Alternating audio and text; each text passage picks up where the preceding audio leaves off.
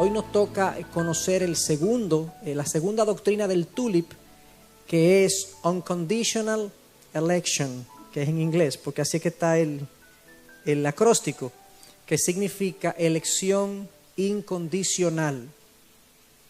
Y eso es lo que vamos a ver en la noche de hoy. La elección incondicional de Dios es la U del TULIP. Como les decía, de este acróstico, esta es una de las doctrinas más controversiales. Y muchos piensan que el primero que habló de la elección incondicional fue Calvino. O sea, muchos piensan que Calvino fue que descubrió esto o que planteó esto. Pero realmente, como vamos a ver en el día de hoy, la palabra elección, la palabra predestinación, es algo que está muy, muy presente en la Escritura, y no fue Calvino que lo plantea, sino que lo plantean muchos autores de la palabra a lo largo de la palabra, no solamente en el Nuevo Testamento, sino también en el Viejo Testamento. Entonces comencemos definiendo a qué nos referimos con elección incondicional.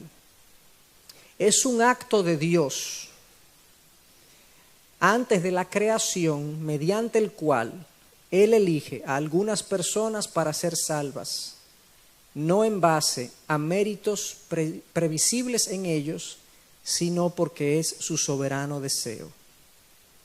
Es un acto de Dios que ocurre antes de la creación, mediante el cual Él elige a algunas personas para ser salvas, no en base a méritos previsibles en ellos, sino porque ese es su soberano deseo. Esa es una definición construida a partir de lo que la Biblia dice de la elección. Y en la medida que vayamos avanzando, este es uno de los capítulos que más contenido bíblico tiene, porque nosotros cuando hablamos de esta enseñanza, doctrina, que es lo mismo, doctrina significa enseñanza, cuando hablamos de esta enseñanza, nos gusta dejar que la Biblia hable y no que nosotros hablemos. Porque hay algunos que se encuentran esto chocante en estos términos. Antes de entrar en materia propiamente, yo quisiera presentar un panorama de por qué se da la elección y qué fue lo que Dios hizo. Cuando nosotros pensamos en qué opciones tenía Dios para salvar al hombre, o sea, el hombre, Dios lo crea en Génesis 1, en Génesis 3, según la palabra, el hombre cae en pecado. Adán y Eva pecan y luego toda su descendencia nace con un corazón pecaminoso, con un corazón inclinado hacia el mal, inclinado a no temer a Dios, inclinado a hacer lo que Dios había establecido que era claramente pecaminoso, inclinado a hacerle mal al otro para yo favorecerme, para yo beneficiarme. Vemos cómo Caín mata a Abel, cuando apenas nos dice la Escritura que existían 4 personas, ya hay un asesinato, y así sucesivamente. Vemos en todo el relato bíblico cómo después de Génesis 3 todo se deterioró. Entonces, en ese momento, aunque esa decisión de Dios no se tome en ese momento, porque Dios no toma esa decisión en el tiempo, sino que Dios siempre ha tenido todas sus decisiones tomadas. Dios no reacciona, Dios sabe lo que va a pasar, Dios siempre ha tenido todas sus... Él no vive en el tiempo como nosotros, que nosotros vemos lo que pasa y decidimos. Es que Dios es un Dios que lo sabe todo, Él vive fuera del tiempo, Él es un ser eterno. Y Él sabe todo lo que va a pasar y Él ya ha tomado todas sus decisiones en función de lo que Él sabe. Ahora, ¿cuáles eran las opciones divinas que Dios tenía cuando el hombre peca? ¿Qué podía hacer Dios? Lo primero que Dios podía hacer es esto, salvar a todo el mundo. Dios podía, mire, el ser humano pecó, yo voy a ignorar eso y voy a salvar a todo el mundo. Eso es lo que se conoce como universalismo. Y hay algunas personas que entienden, que plantean que Dios, como es un Dios de amor, al final todo el mundo encontrará la manera de llegar a la presencia de Dios y Dios le dará ese acceso a su presencia, porque es un Dios de amor y de misericordia. Aunque eso contradeciría un sinnúmero de pasajes en la palabra que habla de condenación, que habla de perdición, que habla de destrucción, que habla de infierno, que habla de condena, que habla de todo eso. Pero hay algunos que plantean eso. En segundo lugar, el otro extremo es que Dios tenía la opción de condenar a todo el mundo. No voy a salvar a todos, era la primera opción, o no voy a salvar a absolutamente nadie. Dios tenía esa opción, correcto. Tenía ese derecho, porque Él es el creador y el ser humano, el 100% de los seres humanos han pecado contra Dios. Y Dios ha dicho que ciertamente el que peque ha de morir y ha de ser condenado. Pero la palabra nos dice que Dios no ha condenado a todo el mundo. Por eso vino Cristo, para salvar lo que se había perdido. Correcto, entonces, de plano ya nosotros descartamos, ninguna de esas dos opciones son lo que la Biblia revela. Dios no va a salvar a todo el mundo.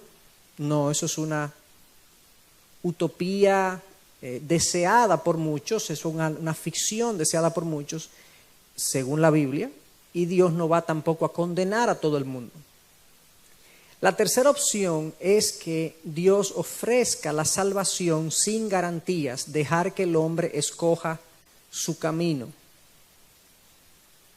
Dios le presenta el Evangelio al ser humano y que él sea el que tome su decisión. Muchos piensan que esa es la manera como efectivamente se produce la salvación. Dios ha traído el Evangelio, Cristo vino, ha anunciado el Evangelio de Jesucristo y entonces aquellos que pongan su fe en Cristo son salvos. Y yo diría que de alguna manera así es. Pero en este caso no hay garantías, porque ¿y si nadie lo escoge? ¿Y si el hombre decide rebelarse contra Dios y nadie escoge a Dios? Porque está en las manos del hombre. Y número 4, la otra opción es garantizar él la salvación de un grupo. Entonces, ahora es que vamos a entrar en materia en el sentido, ¿qué es lo que Dios ha hecho? Recuerden que el cristianismo es una religión revelada. Es decir, diferente por ejemplo al budismo, que Buda pasó una época de su vida meditando y reflexionando, y de su reflexión personal él planteó 8 reglas y 8 hábitos que son los que llevan a una persona a realizarse espiritualmente. Algo que Buda vino con eso, se le ocurrió eso. El hinduismo por igual, son cosas que se le ocurren a la gente y por su lógica espiritual deben ser así. Pero el cristianismo no es lo que yo suponga o imagino. El cristianismo es lo que la palabra de Dios me dice, es lo que Dios me ha revelado que es, no lo que yo quisiera que fuese, no es lo que yo creo que debe ser, sino lo que es y lo que su palabra indica. Entonces, por eso nosotros tenemos que irnos a la Biblia a ver qué es lo que Dios ha hecho para nosotros deducir nuestras doctrinas y nuestras creencias. Si nos vamos a la historia, a lo largo de la historia, solamente no voy a leer ningún pasaje, sino simplemente a citar algunos ejemplos. Abraham, leemos en Génesis 12:1, estaba en Ur de los caldeos, por ahí por Mesopotamia, la moderna Irak, por ahí vivía Abraham, y Dios le dice, sal de tu tierra y de tu parentela hacia la tierra que yo te mostraré. Sal de ahí, Abraham. Abraham no estaba buscando a Dios, Abraham no conocía a Dios, pero Dios lo encuentra ahí y le dice, sal para allá. De hecho, Israel como pueblo, en Deuteronomio 7, fue elegido por Dios no porque fueran mejor o mayor que las demás naciones. Dice, de hecho, tú eres una de las más pequeñas de las naciones, pero te he escogido, le dice a Israel. Los profetas que vemos en la Biblia, Isaías, Jeremías, Nahum, Jonás, todos los profetas que vemos en la Biblia nunca se ofrecieron como voluntarios. Dios los llamó, le dijo, ven, tú vas a ser mi profeta o mi siervo. De hecho, los profetas, con la excepción de Jonás y Nahum, que fueron a pueblos distintos, Jonás fue a Nínive, ¿recuerdan? fueron todos enviados a Israel y Judá. O sea, Dios le hablaba a Israel y Judá, y todas las demás naciones que habían por ahí no escuchaban de Dios. Dios no se les revelaba a ellos. Pero eso es como raro, porque ¿cómo Dios entonces le habla a Israel y no le habla de las demás naciones? Los gentiles, o sea nosotros, los no judíos, dice Romanos 10, fuimos elegidos cuando ellos ni siquiera estaban buscando de Dios. Pablo decide irse a los gentiles, a predicar a los gentiles, porque los judíos estaban cerrados al mensaje del evangelio. Pero los gentiles no estaban interesados en el mensaje cristiano. Es algo que Pablo hace en respuesta al rechazo judío. Y sabemos que Dios tenía ese plan para nosotros los gentiles. La Biblia incluso habla de ángeles elegidos en 1 Timoteo 5, 21. Esos son eventos que han pasado en la Biblia que ya nos van dando una idea de cómo es que Dios trabaja, cómo es que Dios se relaciona con una persona. En todos estos casos vemos a Dios buscando, a Dios acercándose, a Dios llamando, a Dios eligiendo. Contigo que voy a hablar, con aquel que voy a hablar, con este pueblo que me voy a relacionar. Eso es lo que vemos en la Biblia. ¿Qué es lo que Dios ha hecho? Ahora seguimos respondiendo la misma pregunta ahora en el Nuevo Testamento. Ahí voy a poner una serie de pasajes. En Hechos 13:48 se nos dice que los apóstoles predicaron la palabra y oyeron esto los gentiles, se regocijaban y glorificaban la palabra del Señor y creyeron cuantos estaban ordenados a vida eterna. Esa forma de redactar esa última frase llama mucho la atención porque los que creyeron, ¿quiénes fueron los que creyeron? Los que estaban ordenados a vida eterna. Esos fueron los que creyeron el mensaje del Evangelio. Romanos 9, hablándonos de la elección de Jacob versus Esaú, se nos dice, porque aun cuando los mellizos, Jacob y Esaú son dos hermanos, son hijos de Isaac. ¿Ok? Entonces Jacob y Esaú son mellizos. Y se nos dice lo siguiente, porque aun cuando los mellizos no habían nacido y no habían hecho nada, ni bueno ni malo, para que el propósito de Dios conforme a su elección permaneciera, no por las obras, sino por aquel que llama, se le dijo a ella, a la mamá, el mayor servirá al menor, tal como está escrito. Esto es Dios que lo dice, a Jacob amé, pero a Esaú aborrecí. Dios hace una elección de Jacob por encima de Esaú, que no se nos dice que no obedecía a nada que los mellizos habían hecho. Fíjense que dice el texto literalmente, no habían hecho nada, ni bueno ni malo, no habían nacido. Y ya Dios le había dicho a su madre, el mayor servirá al menor, porque en Israel el menor servía al mayor. Esa era la costumbre. Pero para que en el plan de Dios, Dios invirtió esa costumbre para que su propósito de elección permanece, para que se viera que es Dios que está actuando. Invirtió la costumbre de la cultura judía en este sentido.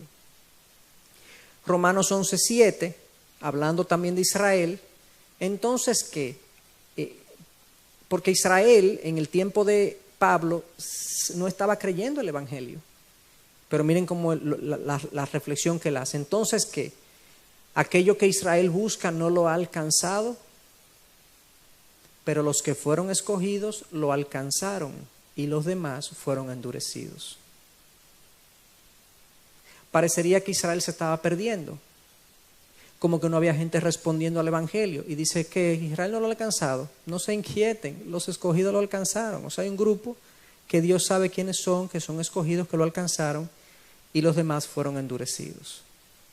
Romanos 8, 29 y 30 también nos sigue hablando de esto, porque a los que de antemano, aquí está hablándole al pueblo cristiano en general, aquí no le está hablando al pueblo judío específicamente, dice, porque a los que de antemano conoció, también los predestinó a ser hechos conforme a la imagen de su Hijo, para que Él sea el primogénito entre muchos hermanos. Y a los que predestinó, a estos también llamó. Y a los que llamó, a estos también justificó. Y a los que justificó, a esos también glorificó. Yo subrayé las palabras claves ahí. Esto es toda la salvación, toda nuestra salvación está en este pasaje, toda nuestra salvación. Lo primero que Dios hace es que nos conoció antes, o sea, cuando habla de antes, habla de un momento en la historia, pero que no hay historia en Dios, porque cuando el mundo no existía, Dios existía solo y no me voy a entrar en esa parte filosófica de que Él vivía fuera del tiempo, pero Dios conocía todas las cosas y sus decisiones anteceden la creación, según la Biblia. Antes de la creación, Él tomó estas decisiones. A los que de antemano me conoció, me predestinó. Como yo estoy predestinado, me llamó. Al llamarme, me justificó. ¿Cómo me justifica? Por la cruz de Cristo, me hace justo. Y a esos que Dios justifica, glorifica. Glorificó es cuando nos vamos a su presencia, tenemos cuerpos glorificados en la resurrección. O sea, esto va desde la eternidad pasada, este versículo, hasta la eternidad futura. Aquí está incluido todo el proceso de salvación de nuestras vidas. Claramente esbozado en este corto pasaje. Efesios 1, 3 al 6, dice: bendito sea el Dios y Padre de nuestro Señor Jesucristo, que nos ha bendecido con toda bendición espiritual en los lugares celestiales en Cristo, según nos escogió en Él antes de la fundación del mundo, para que fuéramos santos y sin mancha delante de Él. En amor nos predestinó para adopción como hijos para sí mediante Jesucristo, conforme al beneplácito de su voluntad. Fíjense que yo he subrayado las frases claves que nos interesan en nuestro estudio de hoy. El versículo 4 comenzando dice: nos escogió ¿cuándo? Antes de la fundación del mundo. Y luego usa específicamente en el versículo 5 que nos predestinó para adopción. Nos predestinó antes de que yo naciera, antes de que yo viera la luz del sol. Ya yo era conocido por Dios, predestinado por Dios. Fíjense que Romanos, todos estos verbos de Romanos están en pasado. Me conoció, me predestinó, me llamó, me justificó y me glorificó en pasado, como que ya ocurrió. En la mente de Dios todo es así, porque todo está hecho ya. Entonces, fíjense que hasta aquí voy a seguir presentando una serie de pasajes. La idea de la elección no es calvinista. La palabra predestinación no es calvinista. Los opositores o los que tienen un criterio distinto teológico en este sentido hablan de la elección y la predestinación como una doctrina calvinista, pero no es una doctrina calvinista, es una doctrina bíblica. Esas palabras están ahí. Paulina, Pedro también habla varias veces de esto, y como vamos a ver en un momentito, Jesús habló de estas cosas también. Entonces es algo que está ahí presente y que no podemos ignorar estas verdades. Son verdades que están en la palabra y tenemos que conocerlas. Seguimos con qué Dios ha hecho, qué es lo que Dios ha hecho según el Nuevo Testamento. En 1 Tesalonicenses 1, sabiendo, hermanos amados de Dios, su elección de vosotros. O sea, Pablo sabe que ellos son escogidos. ¿Cómo Pablo sabe eso? Miren cómo Pablo sabe que ellos son escogidos. Pues nuestro evangelio no vino a vosotros solamente en palabras, sino también en poder y en el Espíritu Santo y con plena convicción. O sea, yo sé que ustedes son escogidos, elegidos, porque ustedes respondieron al evangelio. Si ustedes no hubiesen sido, ustedes no responden. Ustedes tienen plena convicción ahora. Hemos venido a ustedes de esta manera. Claramente nos habla de la elección otra vez. 2 Timoteo 1:9, quien nos ha salvado, hablando de Dios, y nos ha llamado con un llamamiento santo, no según nuestras obras, sino según su propósito y según la gracia que nos fue dada en Cristo Jesús desde la eternidad. Desde la eternidad nos fue dada la gracia en Cristo Jesús, desde la eternidad. he presentado varios textos del Nuevo Testamento. Sigo ahora específicamente con expresiones de Jesús en torno a esta enseñanza. Juan 6:44, uno de los versículos que más usamos y que más se comenta en esta enseñanza, es que nadie puede venir a mí si no le atrae el Padre que me envió. Jesús está hablándole a los judíos. Si usted se lee Juan 6 entero, yo le exhorto, es uno de los capítulos más largos de los evangelios, tiene como 70 versículos. Y subraye, cada vez que Cristo habla de los elegidos, la gente que Dios trae a Él, la gente que Él quiere salvar, que Él no le echa fuera, usted lo subraya y se va a dar cuenta que es un capítulo que habla mucho de esta enseñanza, de que Dios nos ha llamado así, Él nos ha atraído hacia sí. Nosotros no estábamos buscándolo, Dios ha hecho una labor de atraernos y ponemos esa palabra elkuo en griego porque significa ser atraído por una fuerza. O sea, Jesús está diciendo, nadie puede venir a mí, nadie viene a mí si mi Padre que me envió no lo atrae con su fuerza hacia mí. Porque el ser humano, bueno, más adelante vamos a ver eso. Ahora, ¿qué pasa? Fíjense Juan 6:37, Juan 6, le dije, todo el que el Padre me da, vendrá a mí. Todo el que el Padre me da, y está hablando de este grupo de personas que el Padre le ha dado al Hijo. Y esta es la voluntad del que me envió, que de todo lo que Él me ha dado yo no pierda nada. Este grupo de individuos que Dios le ha dado, Dios Padre le ha dado al Hijo, esa es la voluntad del que Él no pierda nada. Y no se va a perder nada, porque más adelante en Juan 14 al 16, Jesús está hablando de que los escogidos están en las manos de Dios y están en las manos de Jesús y nadie nos puede arrebatar de su mano. Juan 17, 2, por cuanto le diste autoridad sobre todo ser humano para que dé vida eterna a todos los que tú le has dado. Jesús tiene autoridad sobre todo ser humano, pero le dará vida eterna a los que el Padre le ha dado. Nosotros no sabemos quiénes son. No pretendería yo saber. No, tú eres elegido, tú no eres elegido. Eso no se menciona, eso no se habla. Nosotros no sabemos. Dios sabe, Dios conoce el corazón, no nosotros. Sabemos que por sus frutos los conoceremos. Por ejemplo, Pablo decía a los tesalonicenses, bueno, ustedes son escogidos porque ustedes han respondido al mensaje y veo que sus vidas están mostrando esa aceptación del mensaje. Sigue Cristo hablando en Juan 10. Jesús les respondió, os lo he dicho y no creéis. A él le preguntaron si él era el Mesías. ¿Tú eres el Mesías? Os lo he dicho y no creéis. Las obras que yo hago en el nombre de mi Padre, estas dan testimonio de mí. O sea, las obras que yo hago dan testimonio de quién yo soy. Pero vosotros no creéis porque no sois de mis ovejas. Mis ovejas oyen mi voz y yo las conozco y me siguen y yo les doy vida eterna y jamás perecerán y nadie las arrebatará de mi mano. Mi Padre que me las dio es mayor que todos y nadie las puede arrebatar de la mano del Padre. ¿Se fijan qué claro está eso? Yo se lo he dicho a ustedes, yo soy el Mesías, pero ustedes no me creen. ¿Y por qué no me creen? Porque ustedes no son de mis ovejas. Como que no le entra esto. Dios no les ha abierto el entendimiento, la comprensión espiritual. Y no creen entonces.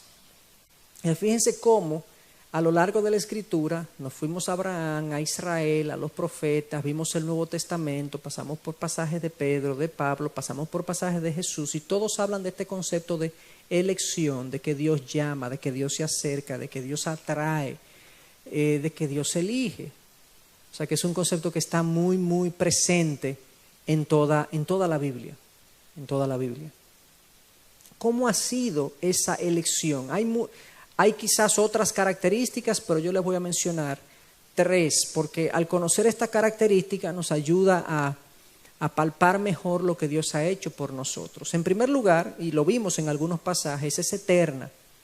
En Efesios 1 se nos dice que nos ha bendecido, Dios nos ha bendecido con toda bendición espiritual en los lugares celestiales en Cristo, según nos escogió en Él antes de la fundación del mundo. Si su elección se dio antes de la fundación del mundo, o sea, yo no había hecho nada, ni bueno ni malo, ¿verdad? Entonces, ¿qué puedo yo hacer que impida que Dios me salve? Es que Él me escogió antes de que yo naciera. O sea, es algo que... Ahora bien, cuando yo soy una persona al que Dios ha llamado y ha elegido y ha hecho morar su espíritu en mí, mi vida va a dar evidencias de que yo soy un llamado de Dios, porque de lo contrario no lo soy. Pero lo primero que vemos, una de las características que está presente en varios pasajes, es que la elección se da antes, en la eternidad pasada, antes de que yo naciera. Sin duda alguna es inmerecida o incondicional. Dice Efesios 2, 8 y 9, uno de los versículos más conocidos en evangelismo, porque por gracia habéis sido salvados por medio de la fe. Y esto no de vosotros, sino que es don de Dios, no por obras, para que nadie se gloríe. No por obras para que nadie se gloríe. Una observación. Yo he hablado ese versículo con algunas personas a modo de evangelismo, a modo de hacerle entender que tú no puedes nunca ser tan bueno que te ganes el cielo, que cuando te mueras te vaya a la presencia de Dios. Tú nunca puedes hacer eso. Nunca. Porque entrar a la presencia de Dios requiere perfección. Requiere perfección. ¿Pero y por qué? Porque Dios es perfecto. Para entrar a su presencia se requiere perfección.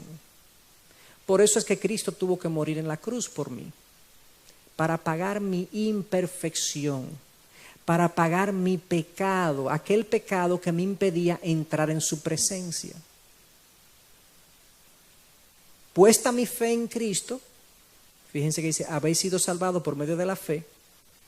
Puesta mi fe en Cristo, de que Cristo paga mi pecado, mi imperfección delante de Dios, yo puedo entrar a su presencia. Ahora, yo quiero tener mi conciencia tranquila aquí, delante de Dios, de todos los que están aquí, todas las almas que están aquí presentes. Escúchenme bien. Escuchen lo que es el Evangelio de Jesucristo. Porque yo he hablado de esto con personas que están en la iglesia por mucho tiempo. Yo le pregunto, dime lo que es el Evangelio de Jesucristo. Y no lo saben decir, no lo saben articular, no lo saben explicar. Entonces yo quiero tomarme un breve tiempo para explicar este pasaje.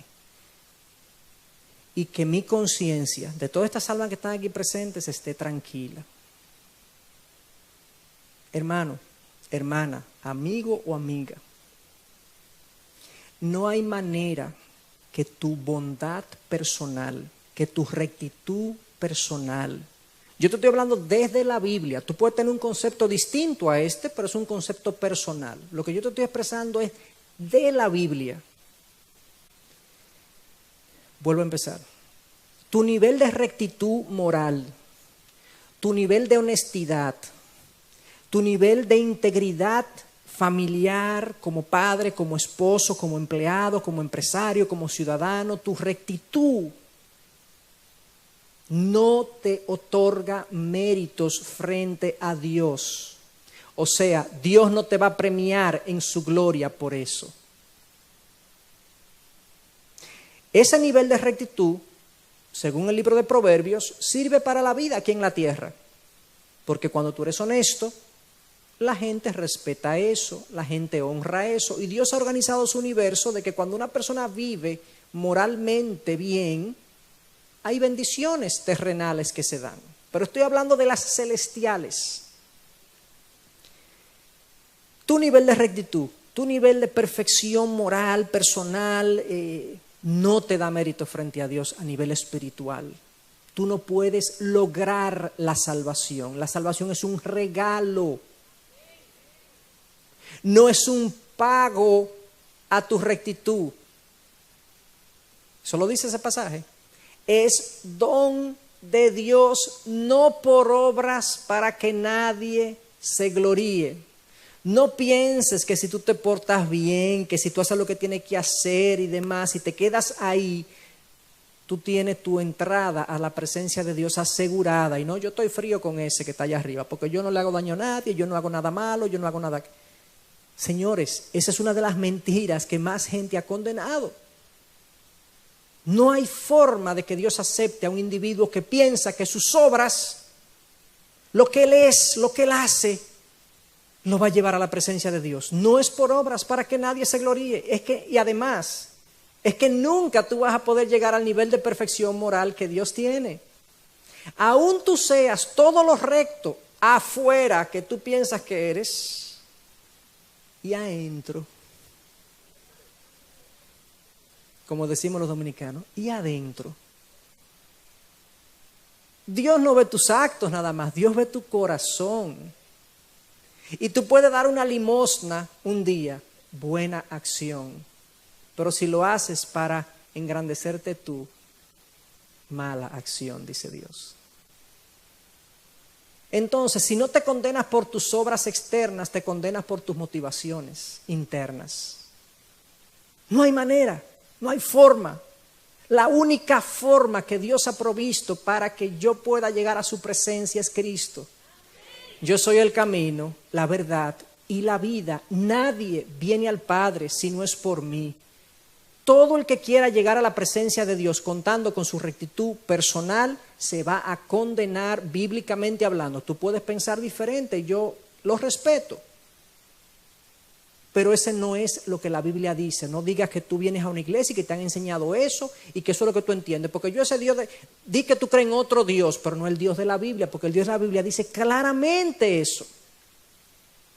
Claramente. Yo tengo que venir a donde Dios y decirle, Señor, yo he entendido mi nivel de pecado, mi pecaminosidad, mi imperfección delante de ti. Yo te pido que tú me perdones, que tú me limpies y que tú me aceptes. El Evangelio me lleva a pedirle a Dios que Él me acepte, no de que aceptar yo a Dios en mi corazón. ¿Qué es eso? Es al revés. Es Dios que me acepta a mí, no yo que lo acepto a Él. Él es el mayor, Él es el más grande, Él es Dios. Entonces, eso es lo que ese pasaje significa. Si voy a decir que yo no le hago mal a nadie y demás, y que por eso yo entiendo que yo estoy frío con Dios, no digamos que eso es cristianismo. Eso no es cristianismo. Eso es un humanismo. Eso es universalismo, moralismo, pero no cristianismo. Cristo es el centro de mi salvación, lo que yo necesito. Su muerte paga por mi pecado. Y si yo no vengo y me arrepiento delante de Dios y reconozco mi condición de pecado y le digo, Señor, perdóname, yo he entendido, yo no lo entendía hasta hoy, pero yo he entendido hoy que yo estaba pensando de esa manera. Y nos arrepentimos y le pedimos perdón a Dios. Entonces hay salvación para mí.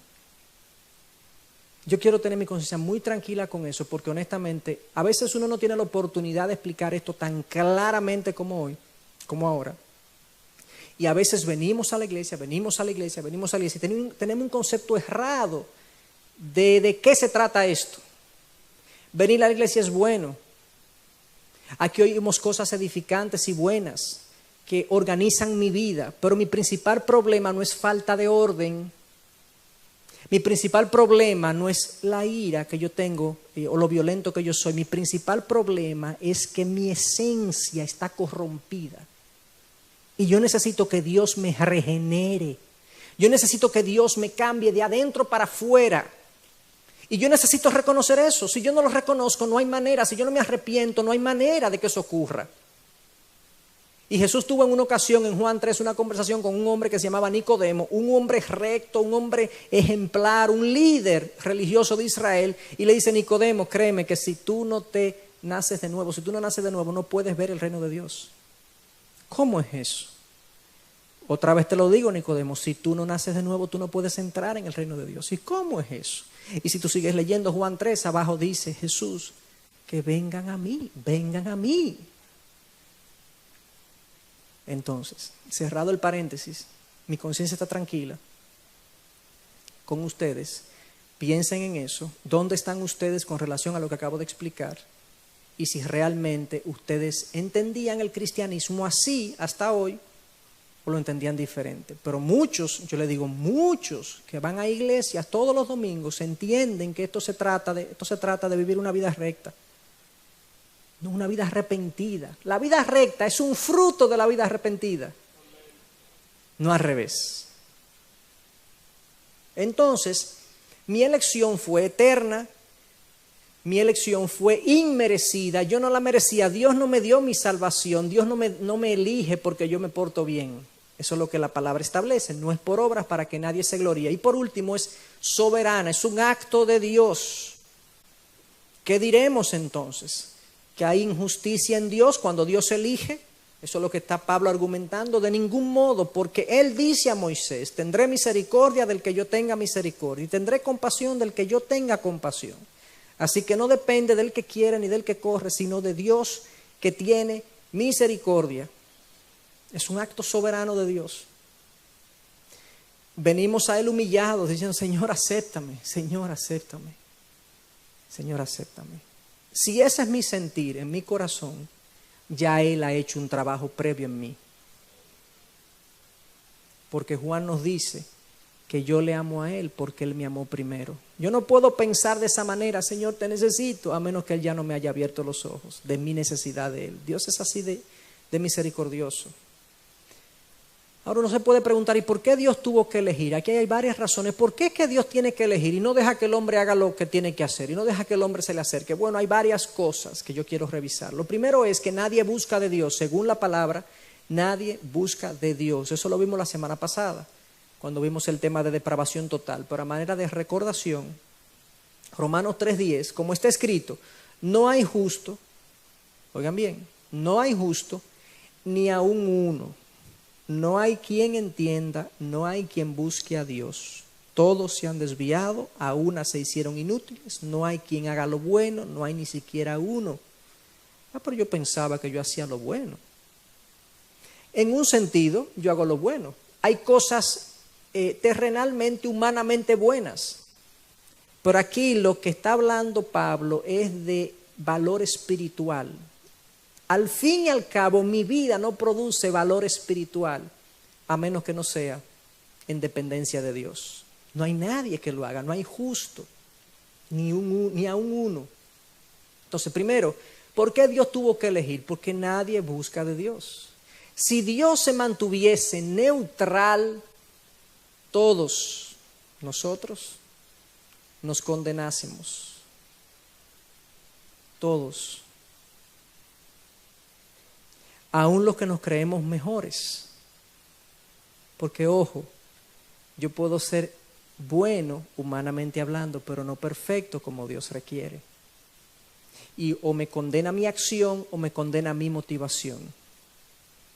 Nadie busca de Dios, nadie tiene esa calidad moral delante de Dios. Primero, nadie busca de Dios. Segundo, nadie puede agradar a Dios. Romanos 8, ya que la mente puesta en la carne es enemiga de Dios. Todos nosotros tenemos mente puestas en la carne antes de venir a Cristo, porque no se sujeta a la ley de Dios, pues ni siquiera puede hacerlo.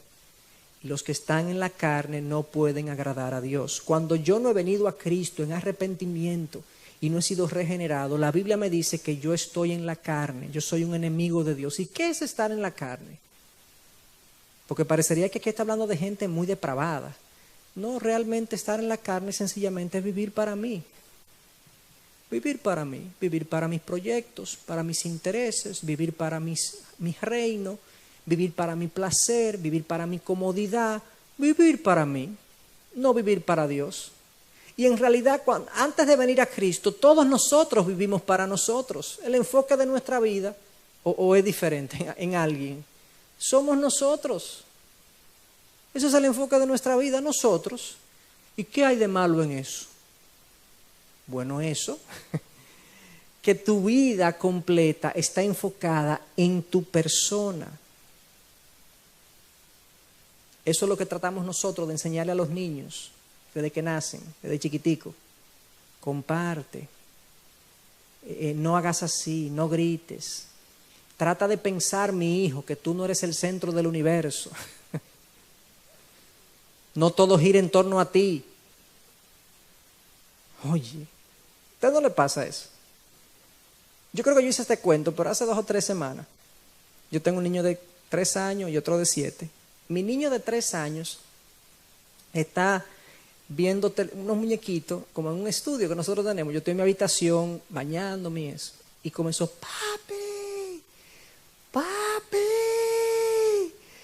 Yo salí, o sea, medio asustado. Yo de verdad yo pensaba que le pasaba algo. Cuando yo llego y tenía el biberón en la mano, ya acabé.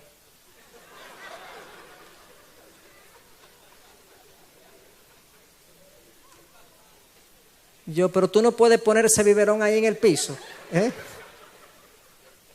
O sea, este individuo, mira, por default, él piensa que él es lo más grande en la casa.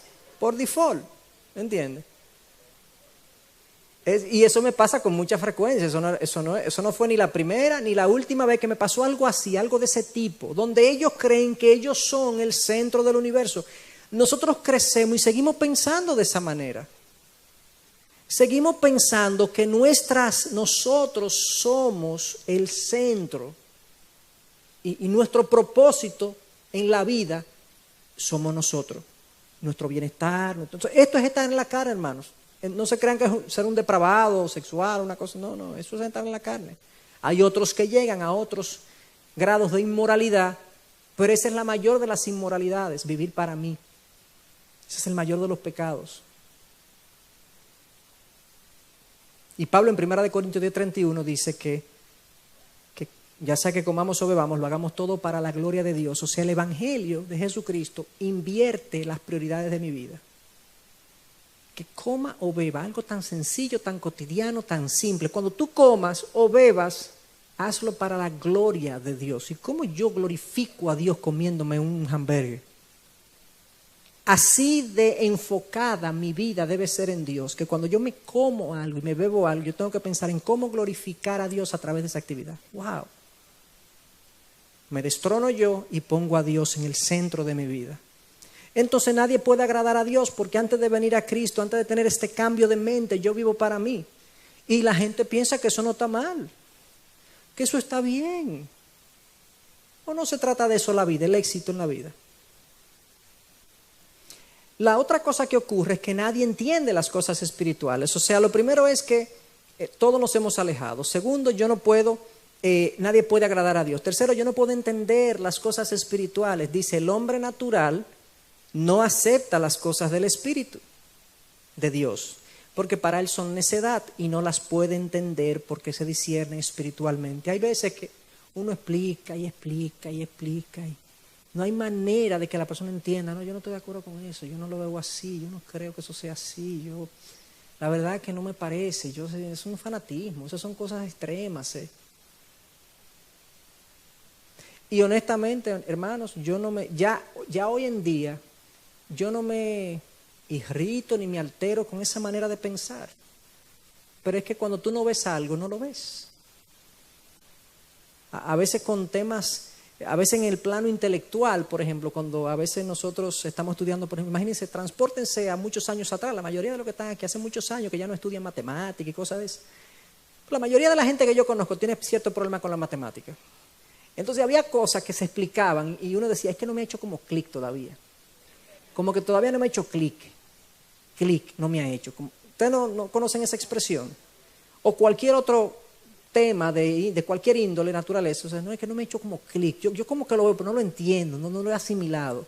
Las cosas espirituales, al que no tiene una mente renovada por Dios, una mente regenerada por Dios, como que no le hacen clic. Él puede entender así como las cosas generales. Él sabe que están hablando en español, que están hablando de la Biblia, de Dios, de Jesús. Pero esa asimilación, convicción, no prende, no se da. Entonces, como si todo eso fuera poco, ¿por qué Dios tuvo que elegir? Bueno, también por la voluntad humana esclavizada, corrigiendo tiernamente a los que se oponen. Fíjense cómo tenemos que corregir a los que se oponen, tiernamente, por si acaso Dios les da el arrepentimiento que conduce al pleno conocimiento de la verdad. ¿Quién es que da el arrepentimiento? Que Dios le dé el arrepentimiento. Y volviendo en sí, escapen del lazo del diablo, habiendo estado cautivos de él para hacer su voluntad. Estamos cautivos en nuestra manera de pensar. Y hermanos, todas estas cosas uno las lee y si yo estoy del lado, si yo me considero salvo, me considero elegido, yo estoy muy contento de leer estas cosas. Pero si yo estoy del otro lado, yo creo que puede haber aflicción en este grupo en el día de hoy, porque quizás se han percatado de que quizás su estado no es el estado de elección o el estado de salvación. ¿Perdón? Ah, sí, ya lo arreglo. Entonces, recuerda algo, hermano o amigo, si ese es tu caso. Yo he estado tratando de que mis opiniones se aferren a los textos que estamos leyendo, para que la opinión personal tenga poca importancia y la opinión de la palabra sea la que hable. Entonces, por eso es que Dios... bueno.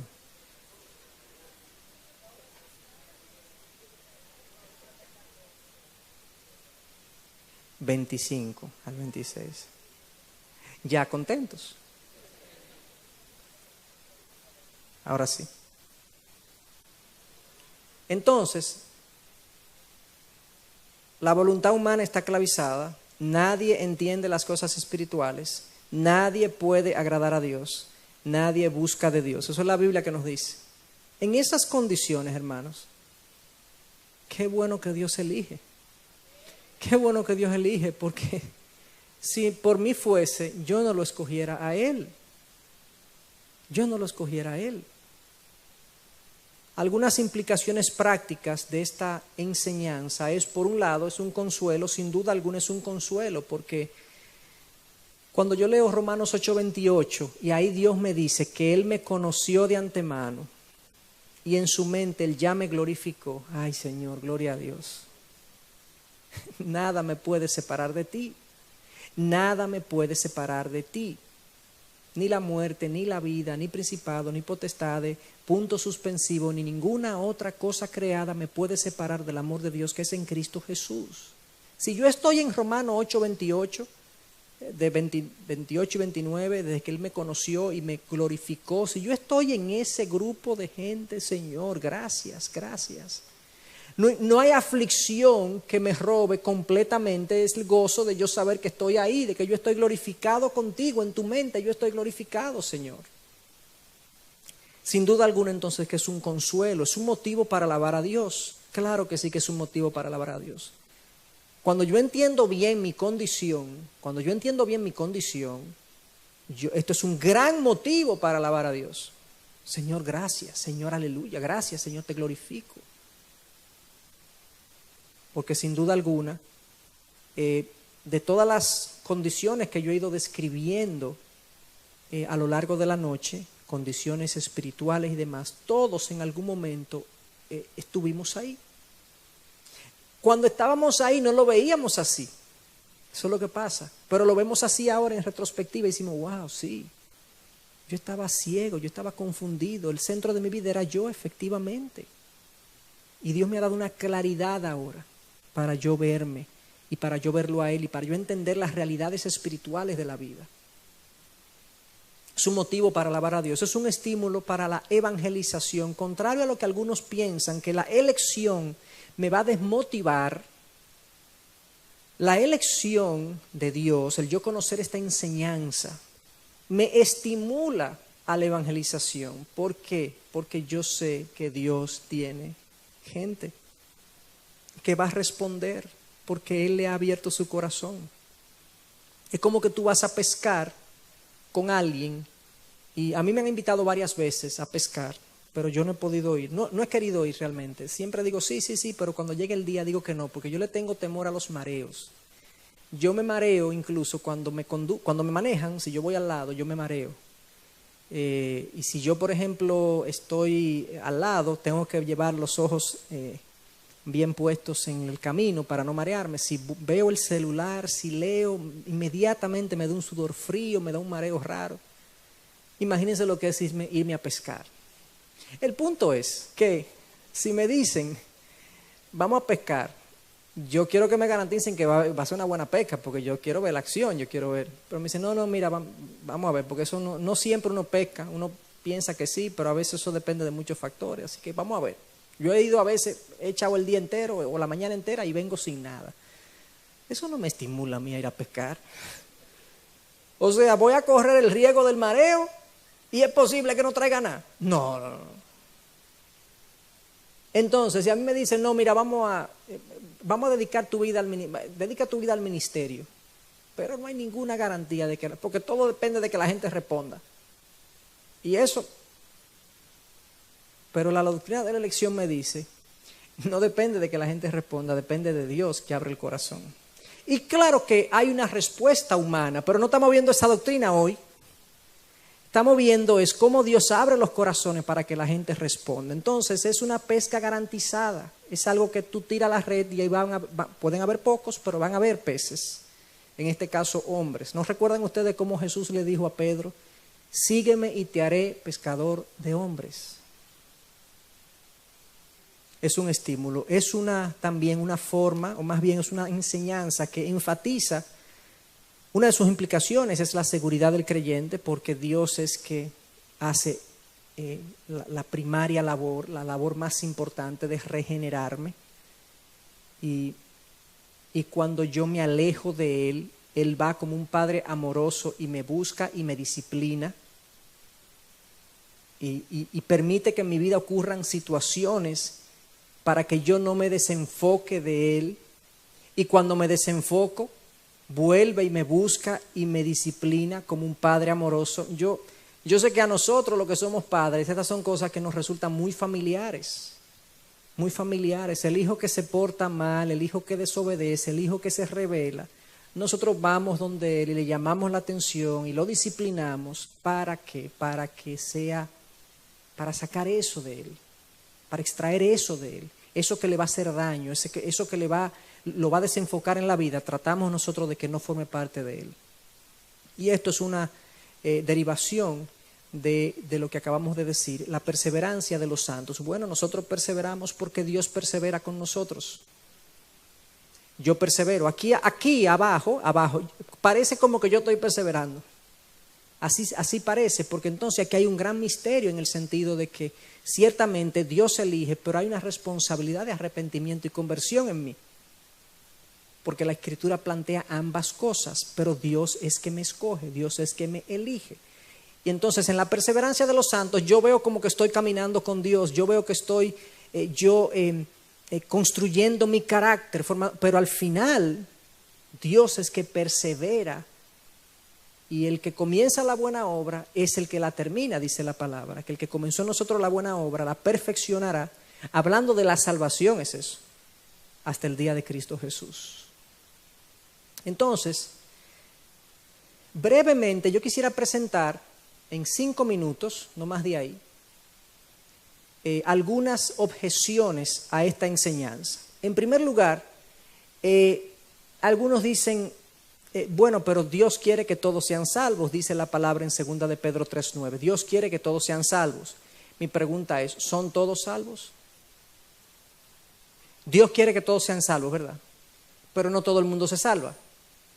Ok, es una realidad, no todos se salvan. Aunque Dios quiere que todos sean salvos. Entonces tiene que haber algo que Dios quiere más que la salvación, porque si Dios quiere que todos se salven y no todos se salvan, ¿qué es lo que está pasando? Implica que debe haber algo que Dios quiere más que la salvación universal. Yo no le quiero dar pela a mi hijo. Yo no le quiero llamar la atención ni disciplinar a mi hijo, ¿verdad? Pero hay algo que yo valoro más que el no darle disciplina.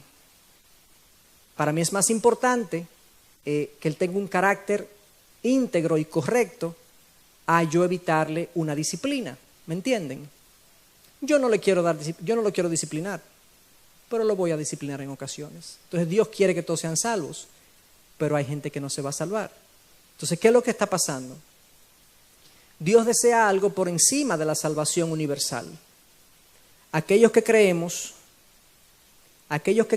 en la elección, Dios se glorifica en la aplicación de su justicia. O sea, cuando Dios aplica su gracia sobre los elegidos, Dios se glorifica, pero cuando Dios aplica su justicia sobre los no elegidos, Dios entonces se glorifica. Eso es lo que la palabra establece en Romanos 9, 22 y 23. Los que creen en la no elección, ¿cómo explican ese texto de que Dios quiere que todos sean salvos, pero no todos se salvan? Porque Dios respeta el libre albedrío. Como Dios respeta el libre albedrío y Dios no va a forzar a nadie a que lo acepte, entonces Dios tiene que ver a algunos que aunque Él quiera que se salven, no se salvan. O sea, hay gente que Dios quiere que se salve, yo quiero que, pero no se salva, porque ese individuo decidió. Entonces el plan de redención entero, el 100% de los redimidos, depende de la voluntad humana. Depende de la voluntad humana, porque Dios no va a forzar la voluntad de nadie. Entonces eso es un poco contradictorio con el carácter revelado de Dios, de que Dios hace lo que le place y que todo lo hace para su gloria y que nada puede detener su voluntad y sus decretos, y una infinidad de pasajes que hablan de que Dios está llevando un plan de redención muy bien dirigido y que no depende del ser humano, depende de Él. Algunos dicen, y ya con esta segunda objeción yo terminaría, algunos dicen, bueno, el grupo de los elegidos tiene un destino de la gloria y reciben gracia. El grupo de no elegidos tiene un destino que es la condenación y recibe justicia. ¿En qué momento Dios ha sido injusto? En otras palabras, ¿qué diríamos nosotros si Dios decidiera condenar a todo el mundo? Imagínense que Jesús no vino, que Dios no mandó a Cristo, que no hubo plan de redención, que Dios no tiene un plan de salvación. Sencillamente el hombre pecó en Génesis 3 y toda la humanidad se echó a perder, todos nos hemos alejado a una, como dice Romanos 3, de Dios, nos hemos desviado, nos hemos hecho inútiles, todos nosotros estamos lejos de Dios. Si Dios decide dejarnos en esa condición a todos, ¿consideraríamos a Dios injusto?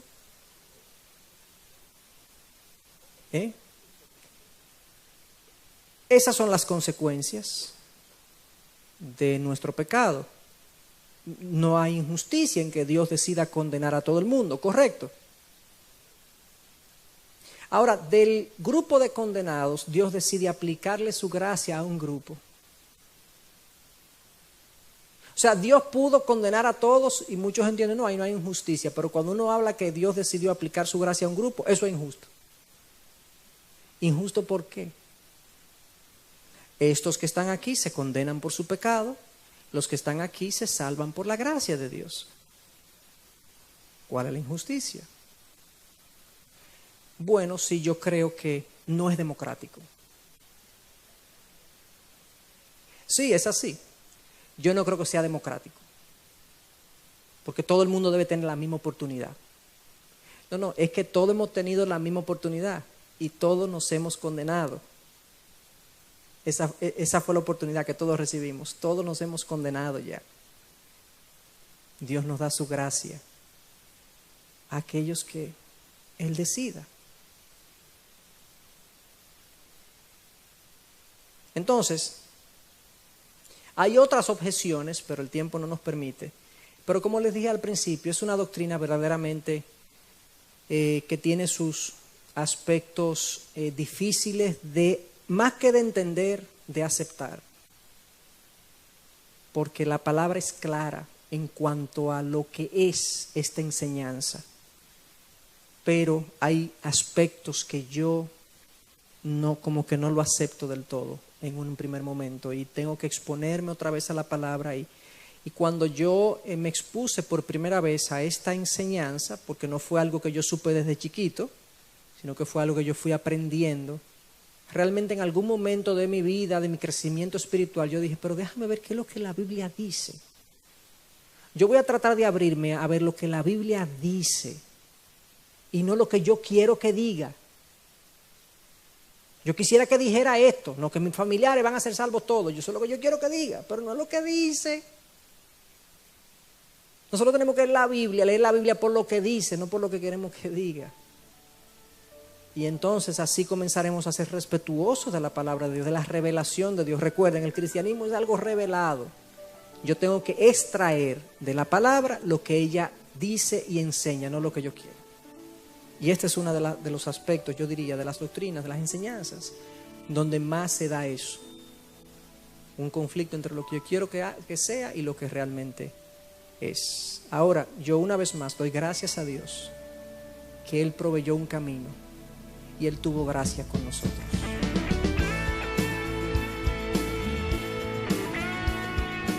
Esta es una producción que llega hasta ustedes gracias a los aportes de individuos y empresas comprometidos con la defensa de la fe. Para más información, preguntas y comentarios, visite nuestra página de internet www.integridadisabiduría.org.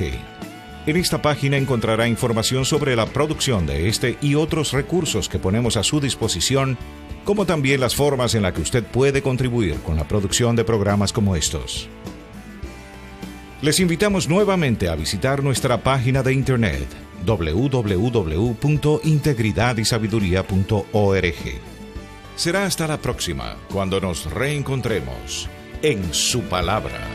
Fuimos llamados para vivir en su palabra.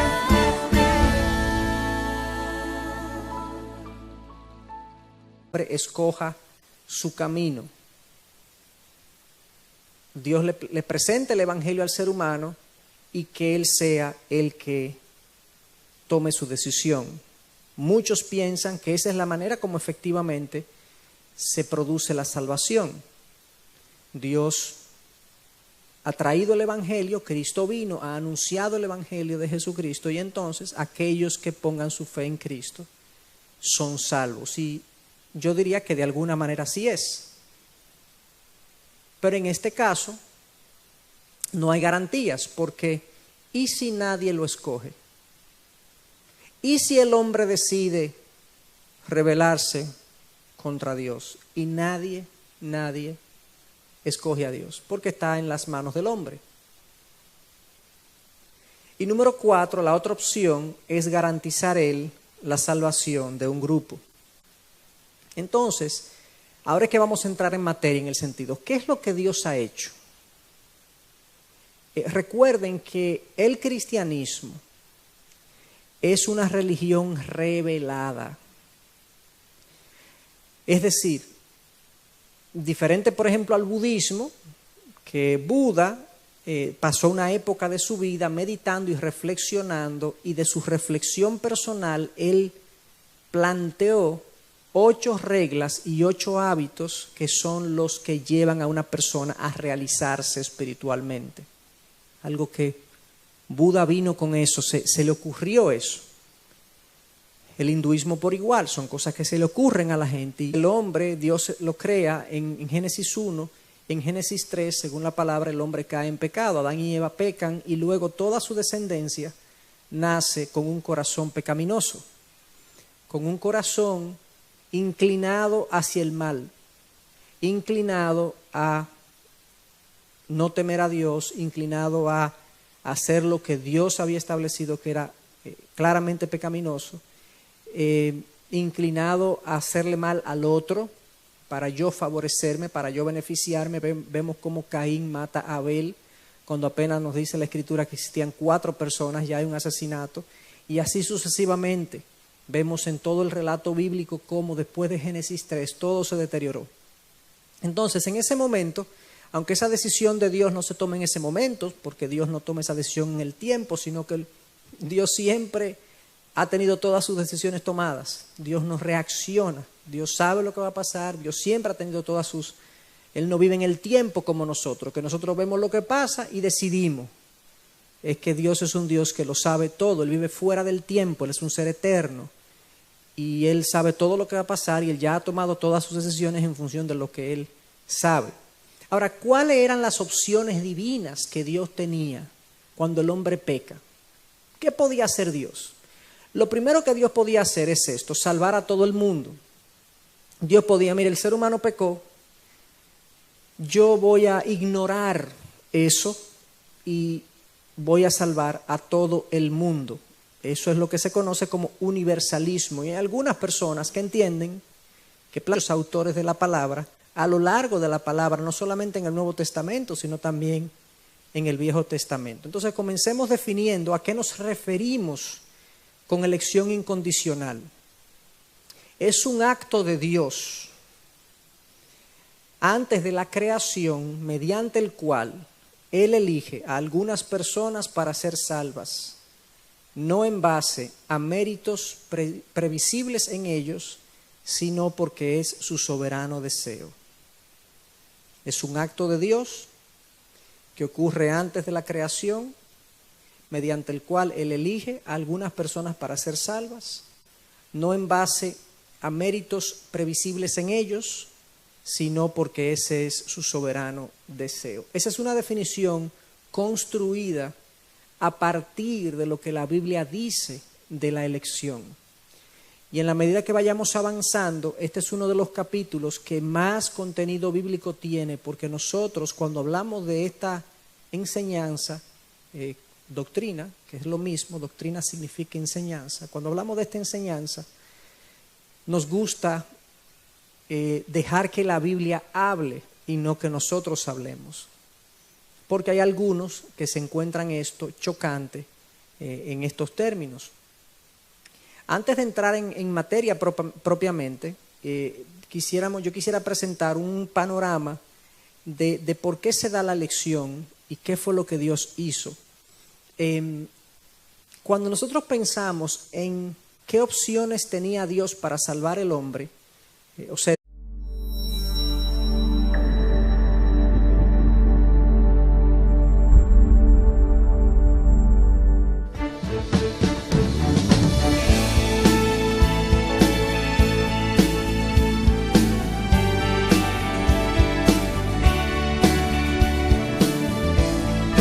Fuimos llamados para vivir en su palabra. hoy nos toca conocer la segunda doctrina del TULIP, que es Unconditional Election, que es en inglés, porque así es que está el acróstico, que significa elección incondicional. Y eso es lo que vamos a ver en la noche de hoy. La elección incondicional de Dios es la U del TULIP. Como les decía, de este acróstico, esta es una de las doctrinas más controversiales. Y muchos piensan que el primero que habló de la elección incondicional fue Calvino. O sea, muchos piensan que Calvino fue que descubrió esto o que planteó esto. Pero realmente, como vamos a ver en el día de hoy, la palabra elección, la palabra predestinación es algo que está muy, muy presente en la Escritura, y no fue Calvino que lo plantea, sino que lo plantean, muchos plantean que Dios, como es un Dios de amor, al final todo el mundo encontrará la manera de llegar a la presencia de Dios, y Dios le dará ese acceso a su presencia, porque es un Dios de amor y de misericordia. Aunque eso contradeciría un sinnúmero de pasajes en la palabra que habla de condenación, que habla de perdición, que habla de destrucción, que habla de infierno, que habla de condena, que habla de todo eso. Pero hay algunos que plantean eso. En segundo lugar, el otro extremo es que Dios tenía la opción de condenar a todo el mundo. No voy a salvar a todos, era la primera opción, o no voy a salvar a absolutamente nadie. Dios tenía esa opción, correcto. Tenía ese derecho, porque Él es el creador y el ser humano, el 100% de los seres humanos han pecado contra Dios. Y Dios ha dicho que ciertamente el que peque ha de morir y ha de ser condenado. Pero la palabra nos dice que Dios no ha condenado a todo el mundo. Por eso vino Cristo, para salvar lo que se había perdido. Correcto, entonces, de plano ya nosotros descartamos, ninguna de esas dos opciones son lo que la Biblia revela. Dios no va a salvar a todo el mundo. No, eso es una utopía deseada por muchos, es una ficción deseada por muchos, según la Biblia, y Dios no va tampoco a condenar a todo el mundo. La tercera opción es que Dios ofrezca la salvación sin garantías, dejar que el hombre